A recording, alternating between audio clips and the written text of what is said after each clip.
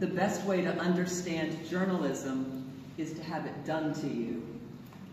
And I feel like I may have done journalism to you, or I've done research to you. And so I'm going to say something very Indonesian, and mohon maaf atas semua kelemahan saya, semua kesalahan saya.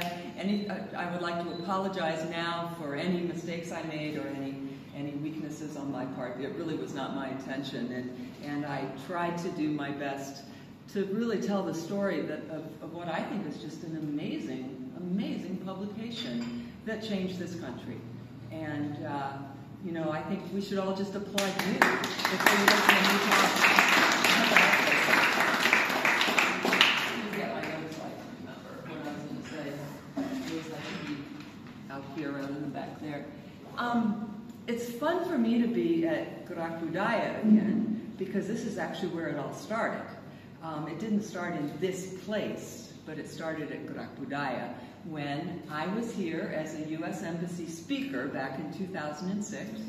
And Yvonne O, who some of you know, was at that point, I guess she was the chief Malaysian in the press office.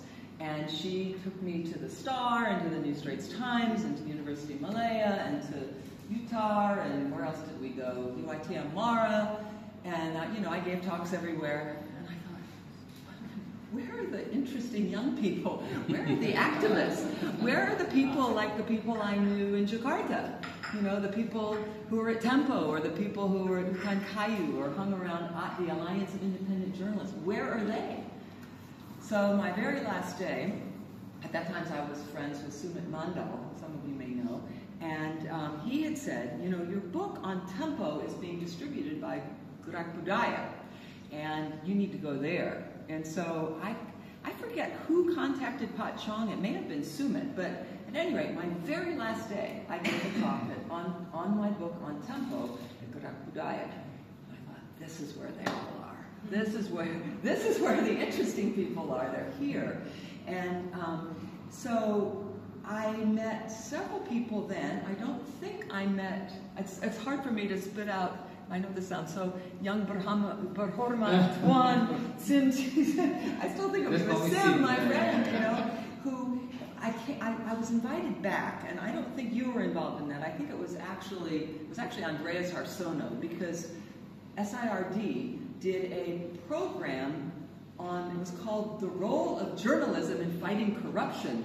And I thought, at the time I thought, wow, that's kind of daring here in Malaysia. Like, how is journalism fighting corruption here in Malaysia?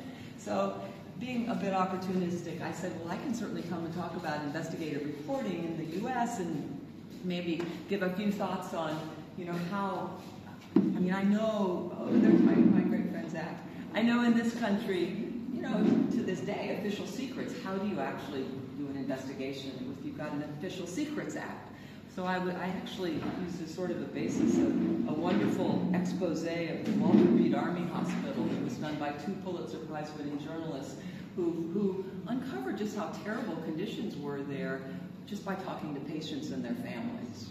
No official secrets. They were just talking to ordinary people. So that was my idea of how you could actually do an investigation without revealing anything that was secret. Anyway, so I did that, and it was pretty well received, and I met a couple of young people, including young Berhormat, including Sim, who said, let me take you to Malaysiakini.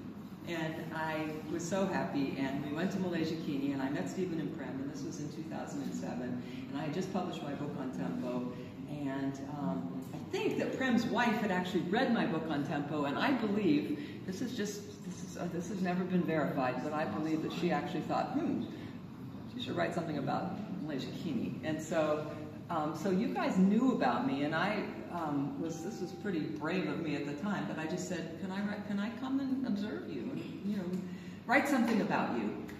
And Stephen and Prem both said yes. And so the first time I came back was in 2008, right after the election, right after the tsunami. And so I basically just kept coming back. I have an apartment in Jakarta. I'm really lucky. And I spend every summer in Jakarta and then try to come back and do, you know, just hang around Malaysiakini and just watch, just observe and go to meetings. And they were great. They let me go to retreats. They let me go to social events. they let me pretty much have access to everything, which was quite extraordinary. And I always tried to do something that my friend Joel Kuipers, who's an anthropologist, told me a long time ago. He said, you know, when you're doing field work, I have my notebook here, it's up there. He said, you know, always have your notebook with you and have it out on the table and write a few things down, just so people remember that you are writing, you're there to write about them. And so I just heard from Jega that some people said, I didn't say that, I never said that, or I didn't know she was writing that. Well, I think I was pretty straightforward about what I was doing. I also think because it took me so long to write this book, 15 years, it's also possible people may have regretted things they told me 10 years ago that, of course, I remembered. So that could also be true. But I really tried to, I believe, if anything, I ended up writing a Valentine to all of you. That's certainly what I expect other academics to say, like, oh my goodness, this is just like a Valentine to Malaysiakini. But it is a Valentine to Malaysiakini, because I think that Malaysiakini was extraordinary in changing this country. If we look back to pre-1999, you know, there was no Facebook, there was no WhatsApp. How were people sharing information? And I think that the letters, I think the opportunity to comment on the news and to say what you think about things was just extraordinarily important and had a big impact. One of the things that was really important to me, the first part of the book is, and this may be something, you know, I'm sure that Stephen and Prem both read the chapters on themselves and thought, oh my God, why did I ever tell her that? But I feel like it's really important for readers to understand where this publication came from. And I think it's probably not insignificant that we have a Malaysian of Indian descent, a Malaysian of Chinese descent, both of whom go overseas to Australia and, you know, kind of learn this vocabulary, this way of understanding what's going on in this country. And I think that their experience in Australia was tremendously important, informative, and they were both really active in NASCA, which I can never remember what it stands for. I have to look it up. It's the Network of Overseas Students Collectives in Australia. They were involved, particularly Stephen was involved in something that seems like a rather obscure issue, but was huge at the time, and this was visa fees.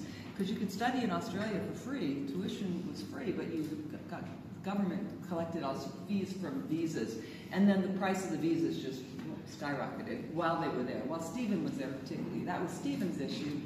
I think by the time Prem came, you were much more interested in all kinds of other third world issues, and you know, were really active in sort of understanding what is the problem of development in countries like Malaysia, and Prem gave me access to a lot of you're a good documentarian, and you've got all this interesting personal archive of stuff from those days, and so that was really fun to read.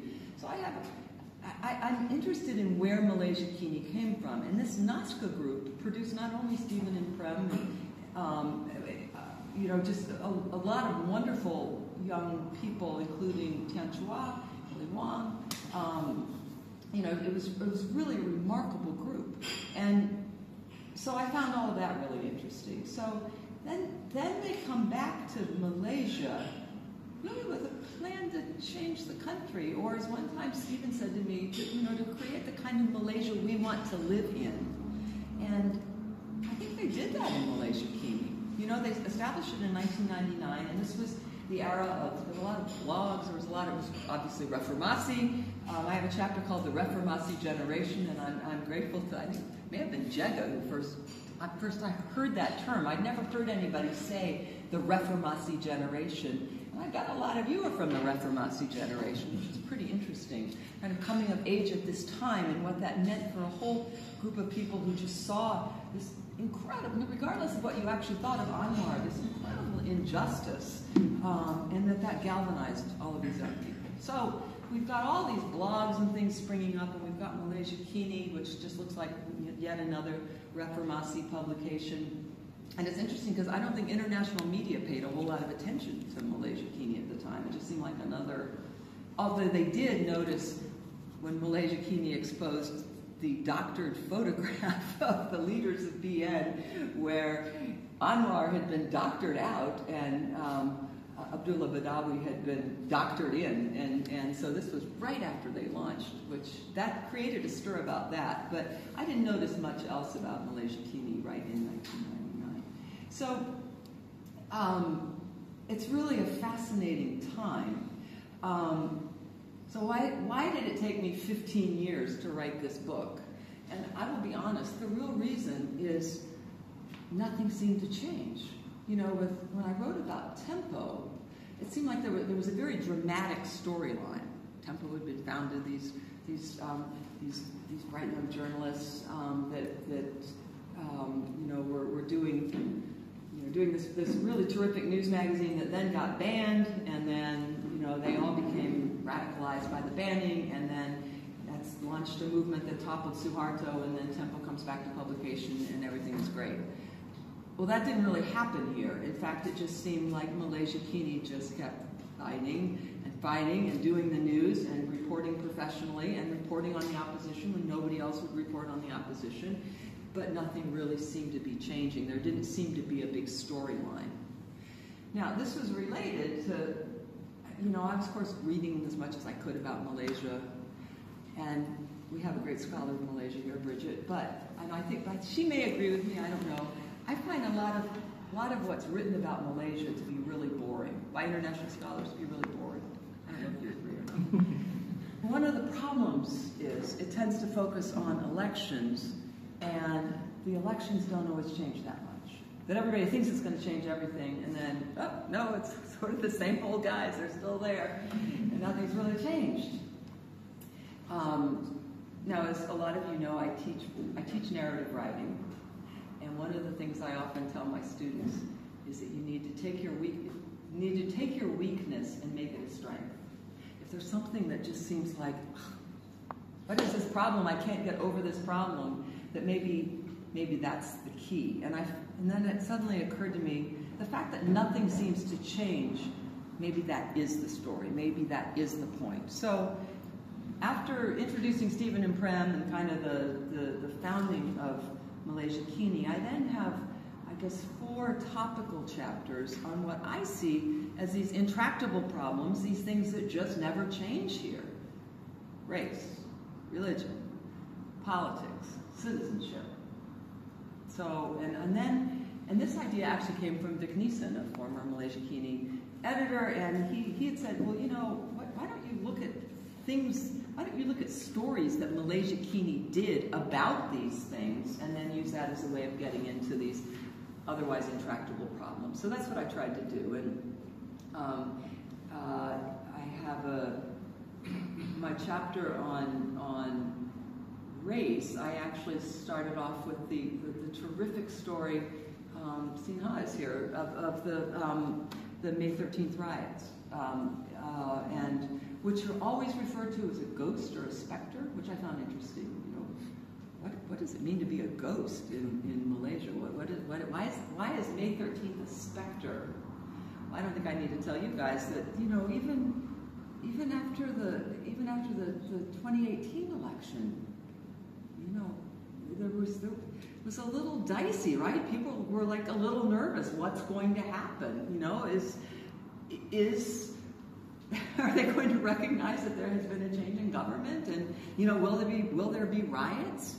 And I remember those headlines. I guess it was after 2014. Apa yang China mau? It's still this idea that if Chinese Malaysians get to be too powerful, there'll be a bloodbath. Right? So that's a specter if there ever was one. So I tried to unravel Malaysiakini's reporting on that, which I thought was just fantastic. If you've not seen that interactive story, you have to go see it.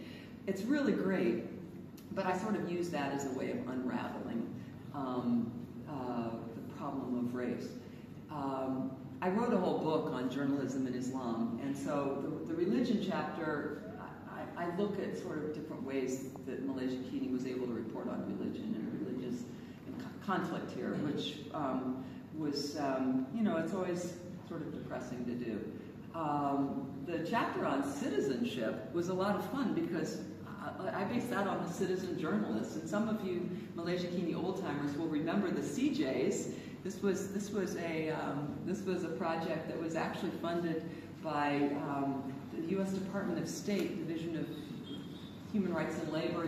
They gave a grant to the International Federation of Journalists, or the International Center for Journalists, which then partnered with Malaysiakini to train a whole bunch of ordinary Malaysians to be citizen journalists.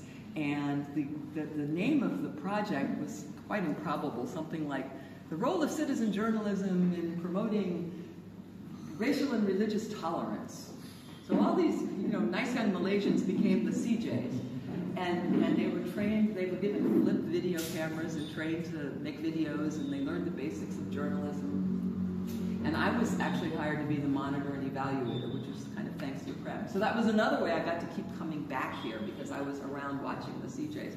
Well, it was just fascinating to watch them, and I have a chapter on what happened in Penang when the Kampung Buapala incident, which some of you may remember, the so-called heritage village, which was knocked down in the name of development, and there was Malaysiakini's two big constituencies at the time, Hindraf and the DAP, were completely opposed as to what was going on in Kampung Buapala. And the CJs were like the wild cards, because they were very active. The Penang group was very active. And so at one point, Malaysiakini's video team, at that time, Indrani Kopal and Shufian, they were looking at this heritage village, and then Malaysiakini's reporter in Penang had a very different view of what was going on, and the CJs had a completely different view. And so Malaysiakini was wild. There were stories that were wildly contradictory within the publication. And I remember asking Stephen, have you noticed this? And he said, well, we just have to let the readers decide, which was interesting, And the other thing was the CJs had all learned about objectivity, and so they were saying, well, this isn't so objective, and that's not so objective. So it was fascinating to watch all this. But the takeaway for me, because I had to monitor and evaluate the CJs, they weren't really learning a whole lot about racial and religious tolerance. But what they were learning about was what it means to be a citizen, because they were all documenting things that needed changing wherever they were, and they were having an impact. In Penang, Jimmy Lowe did a story on the fishermen of Balik Pulau behind the island, and these foreign trawlers that were coming in and like sweeping up all the fish, and the fishermen didn't get their their livelihood was being wrecked by these foreign trawlers, which I guess had bribed the local officials. So whoever, his story made a huge impact. And other even more local stories about parks that needed cleaning up. So the thing that I found fascinating was how journalism could make ordinary people feel like citizens, and what does it mean to be a citizen? So it was kind of hard to write that evaluation, because I had to say, well, there were some unintended consequences of this project, and they were all actually really good. So maybe there weren't a whole lot of stories promoting racial and religious tolerance, but there were a lot of stories in which ordinary Malaysians began to feel empowered as citizens, which is, in my view, even more important. And again, this was something Malaysiakini completely masterminded. So that's really how the book went. It's always hard. It is hard to be written about, and I really hope, I've been quite nervous about this. I've been quite nervous about how people at Malaysiakini will react, because, I really think the world of this organization. I think Stephen and Prem quite clearly set out to change the country, and they did it. I think that, and yes, there are plenty of others involved too. Well, I have a chapter on independence. And there are lots of different kinds of independence, but a really important part of independence is economic independence. And how, when Malaysiakini went behind a paywall in 2002, there was only one other publication in the world behind a paywall, and it was the Wall Street Journal. It was pretty daring. And Prem, and I hope he doesn't mind if I I quote Stephen on this, who one time told me, Prem has 12 ideas a day and 2 of them are brilliant. So this is the kind of thing that people probably wish they hadn't told me, because I wrote it down and remembered. But yes, he said that. And, you know, if somebody told me I had 2 brilliant ideas a day, I'd be very happy. But one of Prem's brilliant ideas, which some, again, the old-timers may remember, were the scratch cards, because this was, back in 2002, people didn't trust either credit cards or the internet, right? And, you know, certainly combining the two, so you had to go to the 7-Eleven or whatever local store and get a little scratch card, scratch off the number, and then you had access to Malaysiakini. So that was pretty brilliant. Malaysiakini also got an infusion of capital from the Media Development Loan Fund, which bought a stake in Malaysiakini, and that, I think, that's another very interesting story, how I'm really quite fascinated in the Media Development Loan Fund and what it did and where it came from and why they realized that news organizations like Malaysiakini don't need a grant, because grants run out, that what they needed was an investor. And so MDLF invested in Malaysiakini, and that was really important. You all know about some of the problems that Malaysiakini encountered, most notably with the, I guess, the kind of specter of George Soros, who has always been looming over Malaysiakini, fairly or unfairly, I would say unfairly, that I guess Malaysiakini had gotten a grant from SEPA, the Southeast Asia Press Alliance, Association, whatever.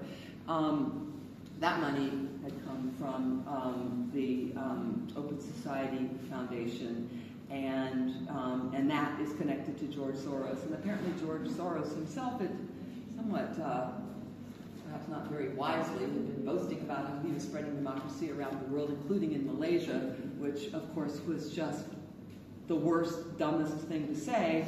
And the Far Eastern Economic Review reported on this, and it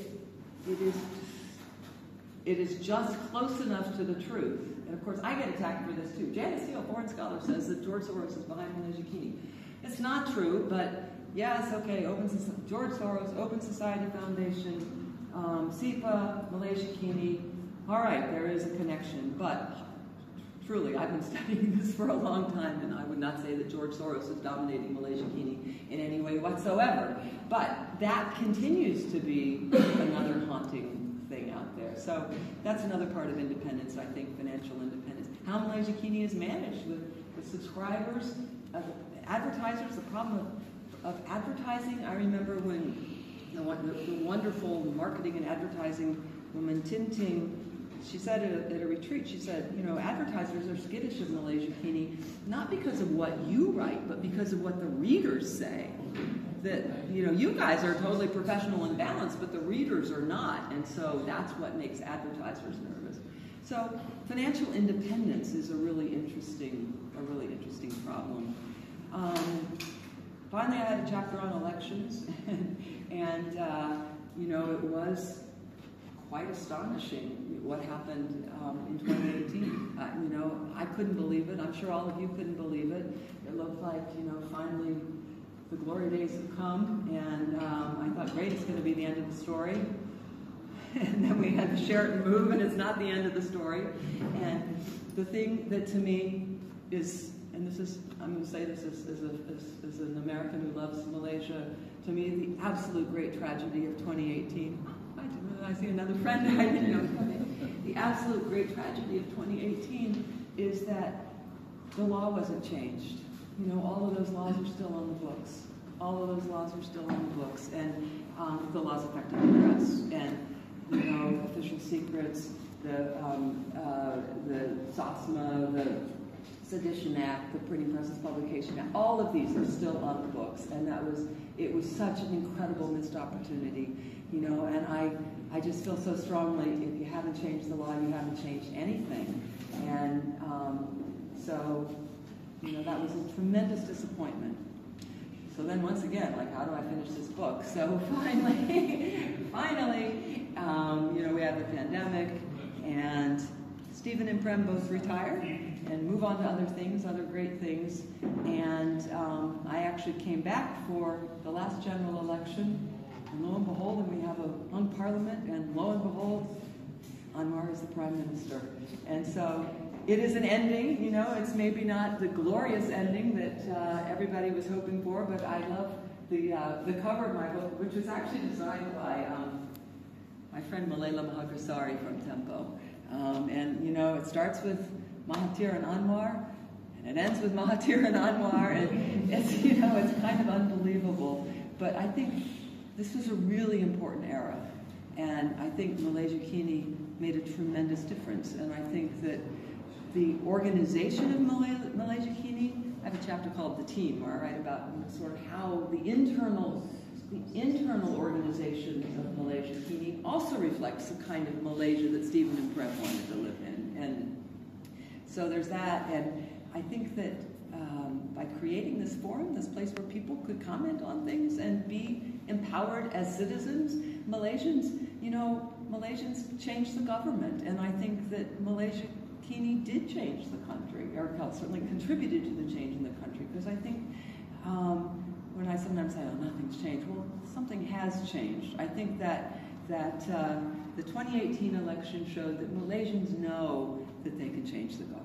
No government has to be here forever. And if Malaysians like this government, great, you know, let's keep it. If they decide it's not serving what they want, they can get rid of it. And I think that's, you know, that's democracy, right? So I feel like, yes, you know, there was a big change, and nothing's perfect.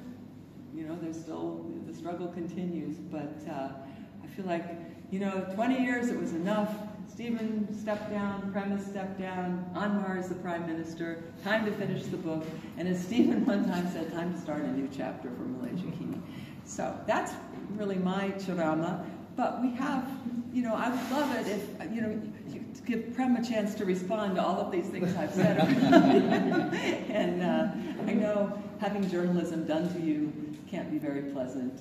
I know whenever I read anything about me, it's like, wait a minute, that's not how I am at all. But so hopefully you didn't feel like that too much. So thank you very much. And actually, I forgot to send you a book, so this one was my gift. We're here today to witness the book, amazing book called Malaysiakini and the Power of Independent Media in Malaysia. You know, I think it's remarkable that I think in 2006, because I was working in US, I came back and become a friend to many US scholars. So one day, I got an email from Gerak, and she said that can we meet up or somewhere? So I met her without, you know, knowing what is going on. So, and then she's like a professor in journalism. She wants to do some exciting thing called storytelling in journalism. I said, oh, well, I love New York Times, who tells about stories, not like the newspaper that I read every day, the mainstream, that which is, you know, started with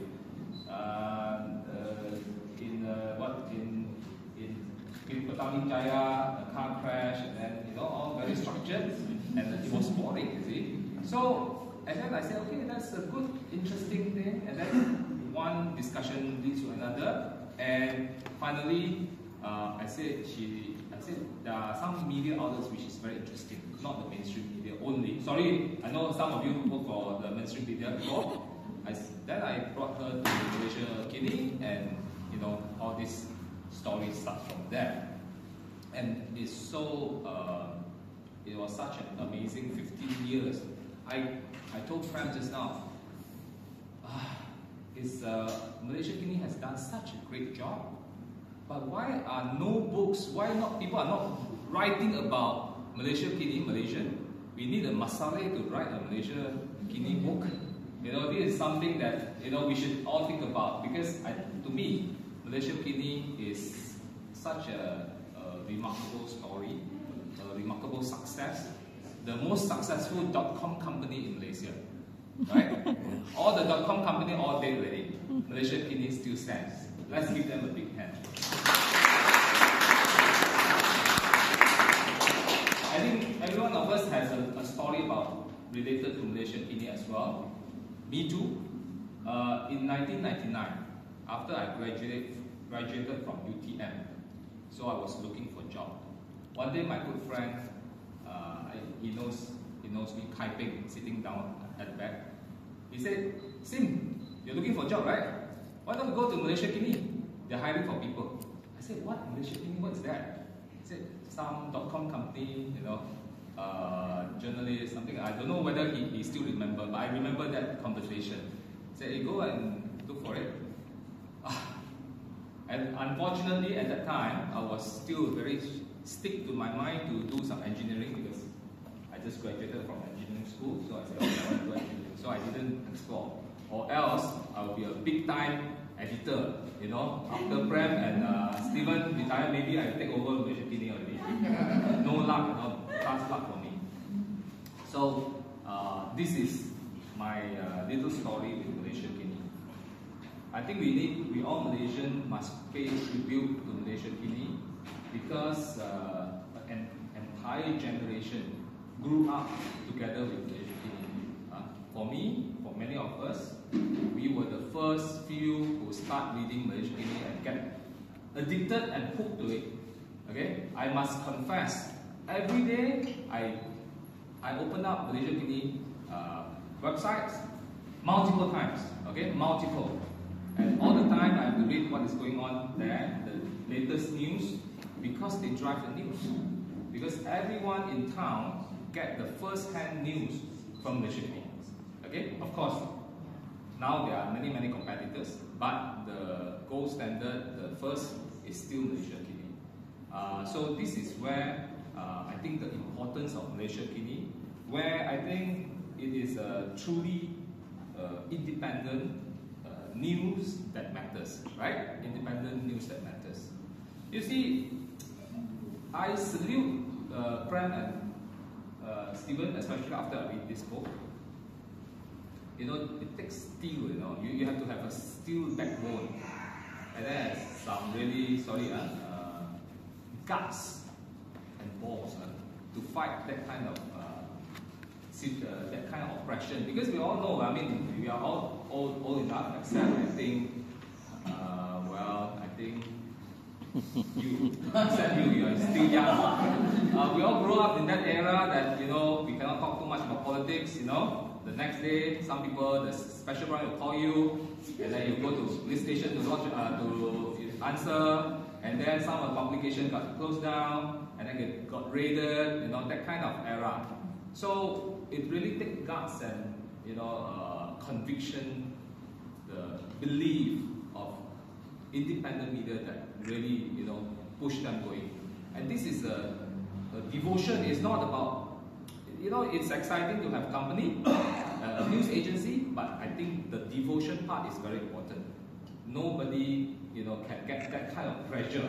I tell you, the kind of pressure that every day you are walking on a landmines, that you don't know what you write, and the next day something will happen, people get jailed, your subordinate, your junior journalist got jailed, you feel guilty about it. That, I think, we need to pay tribute to Steven and Prem, who has really, done a remarkable job, walking the fine balance at the same time, pushing boundaries and making our media freedom bigger and wider.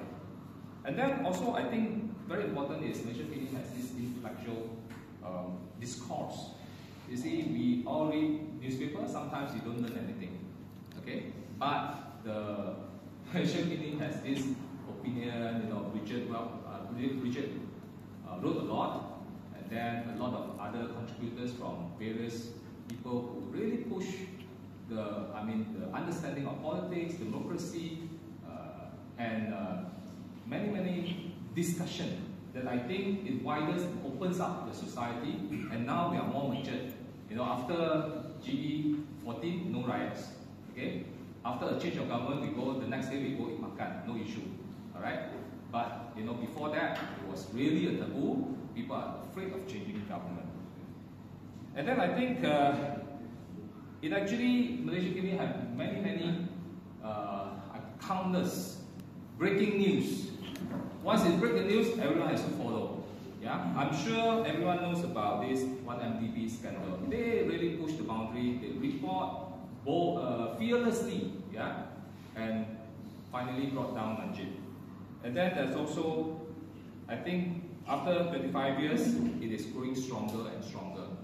And still, there's still a lot of media are challenging them. They tried very hard. They're still there, and I think it's stronger and stronger. And also, I need to pay tribute to men and women, journalists that actually works there.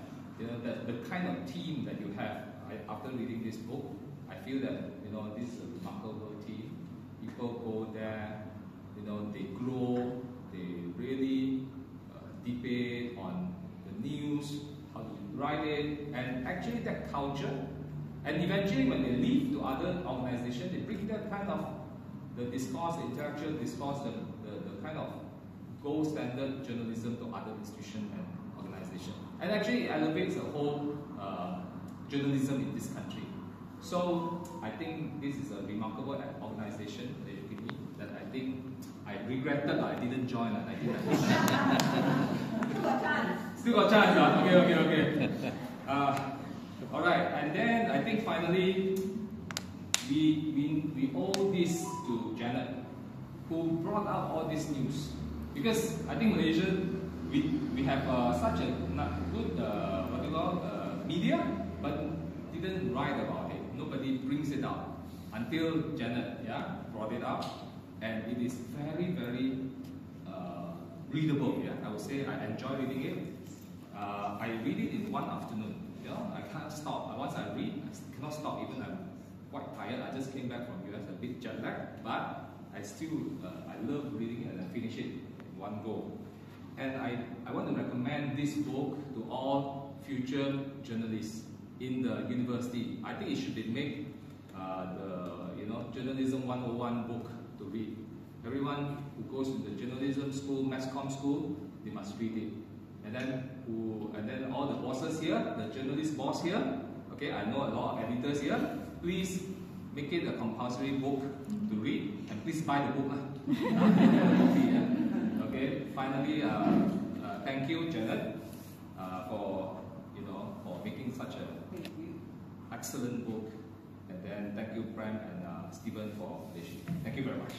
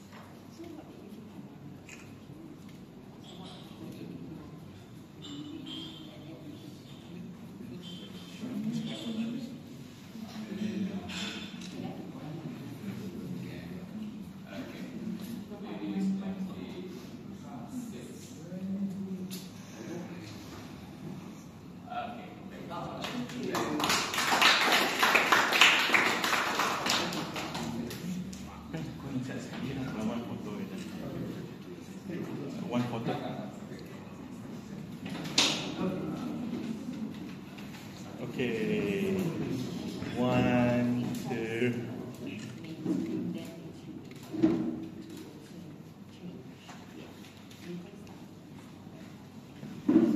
Stephen also wanted to be here, but he couldn't be here because he's in Thailand.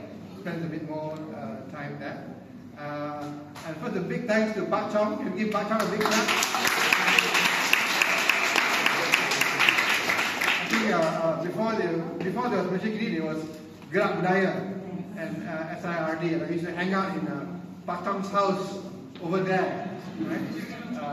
I think I was younger. Pak Chong was not so young.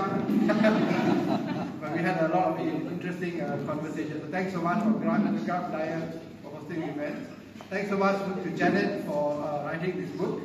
It's been a long time, and in some ways, if you had done it earlier, and then events didn't happen, you would have been like out of date, right? You would have aged quite quickly. But your timing was right in the sense that coming up now, it is a close of a chapter 1, right? There is a chapter ahead, but in a way, it's a good close for the first chapter. So thanks so much for taking your time and writing it. I think Steve and I were quote unquote very nervous, and Janet did not allow us to read the book. So, you're like, if someone writes about you, you don't know what's coming. You're like, oh my god. But I think it was like Sim said, it was a very interesting read, and it was lots of nice stories there. I think that no matter what you want to put in a book, you can't write 100,000 pages, right? So you got to take out all of what's there and condense it into a story, and that's what Janet has done. But I think if I want to say anything is that Malaysiakini was never just about me and Stephen. It's not about me and Stephen. It's really about everybody. Everybody has worked in Malaysiakini for many, many years, getting very much underpaid, very stressful.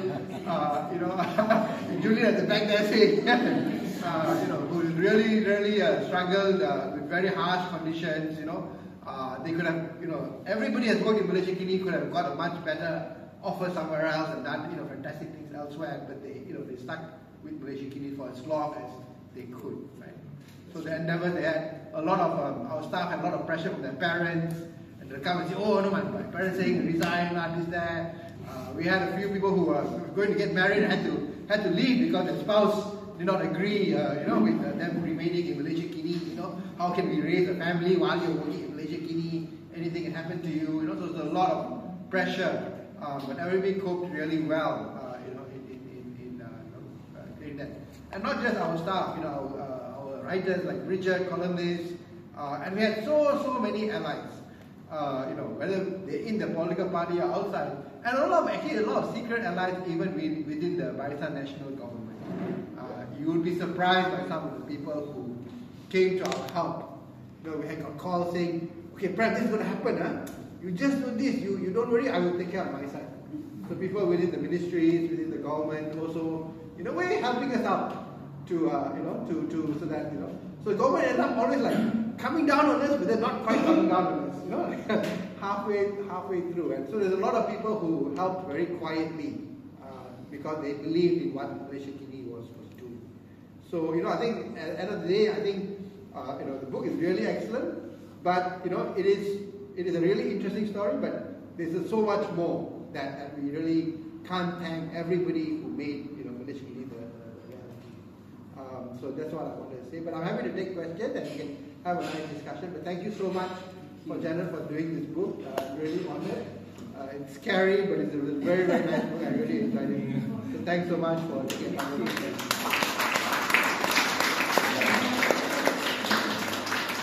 Maybe I should go out now. And in this regard, do you feel, Prem also, what do you think was the kind of the weaknesses in that context? I did add something in that I felt that I had left out.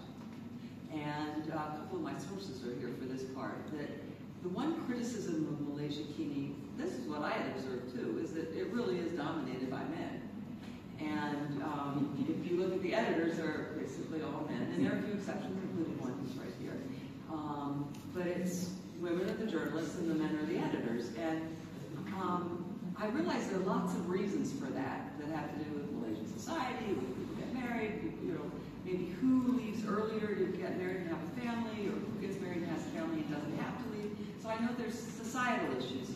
But still, as one of my sources who's in this room said, why doesn't Malaysiakini examine itself just the same way that Malaysiakini wants the political parties to have a certain quota of female candidates? Why don't they do it for themselves? So I went back and added that in, and that was something that I added between the time that I submitted the book for publication and the time that it was accepted and the time I rewrote it, because I felt that that was something I had left out, and I really needed to put that in. So, but there's nothing else now about Malaysiakini that I left out that was really it. So. Okay, soft hands, yeah. Yes. So my question is to Prem, because Janet also talked about this, right? Like economic independence is actually very key to media independence.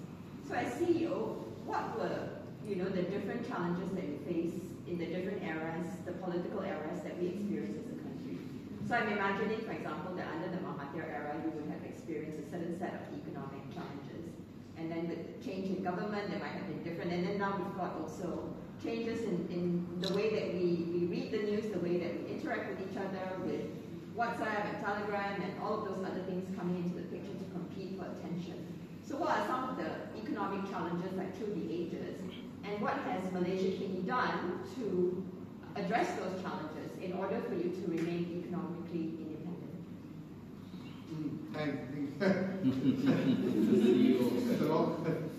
Obviously, it's a long story, right? It's over 25 years. I think that, to cut it short, our first assumption that, we could survive on advertising because that was a mantra of the day in the early days. And that proved wrong very, very quickly because advertisers don't want to advertise on a political news site. That was the first challenge, and that caused us to pivot to subscription. As Janet mentioned, in those days, nobody was a subscription site. So I remember talking to the team, Steve and I, at a retreat, I think in Celesta Hill Homes, right, in Good Things. And when we told the team that we wanted to go subscription, we had a riot. People fell off the chair and started, really going at us. And, Steve and I were crazy. And we really had to put out an ultimatum to them saying that, either we find a way to earn our own money or we close shop. Because, we're really not going to continue to survive on grants and charity. And at times subscription seems to be, although it's very, very tough to do, it seems the only way forward. And of course we launched subscription, and I think it was very disappointing because although we had 100,000 readers, less than 1,000 subscribed on the first year. So it was quite heartbreaking to think that on one hand everybody is chasing, cheering you, we support Malaysiakini. Oh, I want to pay. It was quite heartbreaking to see how people are actually willing to put out the money. Because, Malaysia, at the end of the day, says, I can get the same, my friend sent me the news, I read the news on email, and all that kind of thing. So as long as they can get the news somewhere, they're reluctant to pay. Right? So that's the nature of it. But it took a long time, and thankfully we did start early, and we managed to build the subscription system. I think after 2008, when the elections results, the tsunami happened, all of a sudden advertisers woke up to the fact that actually internet was very influential. And then a huge number of advertisers came in after 2008. So between 2002 when we launched to 2008 was really a struggle, and we had to do a lot of things. We printed books, we had conferences, we developed technology, we had like 5, 6, 7 different revenues to keep us going as the subscription grew. So after 2008, it was mainly advertising and subscription. Subscription also grew very quickly. Advertising grew. But I think now, as we race forward to time, the challenge is now both advertising and subscription are going down. Right? There's so many free news portals out there. People feel that the democratic struggle has been lost in some ways. Malaysiakini was almost a kind of a part of a movement for political change. Right? So the urgent need to support Malaysiakini through subscription perhaps is not as important as before. Advertisers also are, advertising generally is going down globally online. So it's a challenge. We have, Sinhao here and others from the current team. The challenge now is to reconceptualize, the revenue, the business model. So I don't think so much journalism is under threat. I don't think the government of the day is going to come and harass us that much, although there have been some incidents of portals getting closed down by Pakatan Harapan. The real challenge for me is the business model. I still think about Bridget's question, what did I leave out? I think to some extent Malaysiakini is a victim of its own success. That Malaysiakini was always way more valuable when things were bad. And things are pretty good now. The media system is more open. That's debatable. I remember one of the news organizations that always wants me to speak to them. And when I be at U.S. Embassy speak, I never make any secret at all about who I am. Everybody knows what I think, who I am, etc. Bernama, year after year after year, would invite me to go and lecture there. So which to me indicated, yes, even at Bernama, there are people who want to have better journalism in this country. Well, the funny thing was going to Bernama after 2018, they really didn't know what to do. It was almost kind of laughable, or not laughable, it was funny because they really didn't know, they spent all of this time promoting BN Now BN was not the government, this is the national news agency. What actually is their job? And so I think that for, they had this kind of crisis like, well, we're supposed to be supporting the nation, not the party, not the politicians, but the nation. We're the national news agency, not the news agency of BN. So I think that things have happened, that now, the Star is a pretty good paper and it's your competition, and there's just a lot of, with English, I think the media system's more open, partly because of you. So that's I didn't want to end on a big sad note like, well, Malaysiakini, a victim of his own success. Now they're not as unique as they were. That would be probably what I didn't include. I think the chapter 2 has to be written by the current staff, the next generation of Malaysiakini. I think that I think it is a challenge. It's not that we've left Malaysiakini in the perfect situation, right? I think it's a tough situation. We've not Steve and I, there are a lot of strong things about Malaysiakini. It's got a good brand, it's got a good team, but it's still a challenge, right?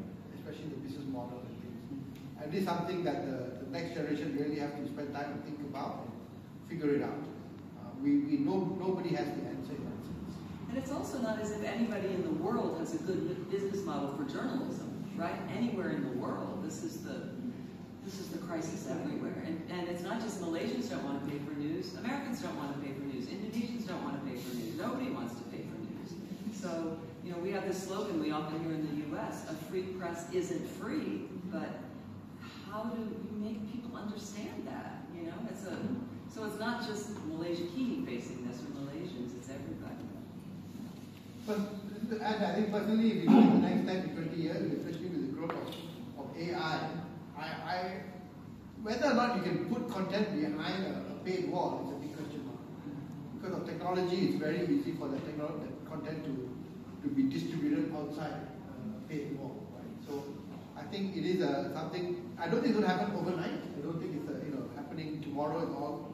But I think the next 24, 36, 48 months is going to be a challenge.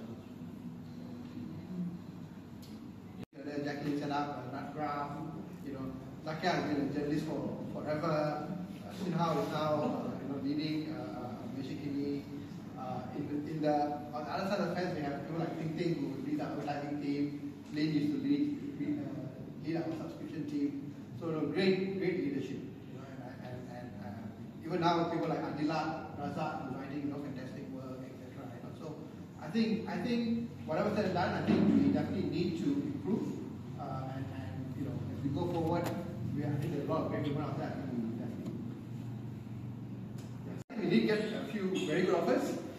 We could have taken the money and ran, but we didn't. But I think for me the battle is not so much going forward, is about whether independent media are people buying over. I think now you have so much of media, right? Everybody can publish. And I think increasingly people are reading what they're comfortable in. So they're kind of the echo chamber. So now you have people who are really polarized, people who really believe in one thing and really believe in the other. And even you see with the last 3-4 governments, the polls came out recently and you saw a big dip in Pakatan Harapan. People get excited and then they get disappointed very quickly, right? In a sense, and they're not really kind of reading and looking at the information, they just, So I think the big challenge going forward is a lack of a news culture and actually following influencers or anybody that you think is important to you. So the creation of echo chambers and a lack of a kind of reading really the news and the facts and information, I think it's a challenge. So you can have so much information that nobody can really agree in terms of what is the information or what is the facts that we're all discussing about. And that I think is going to be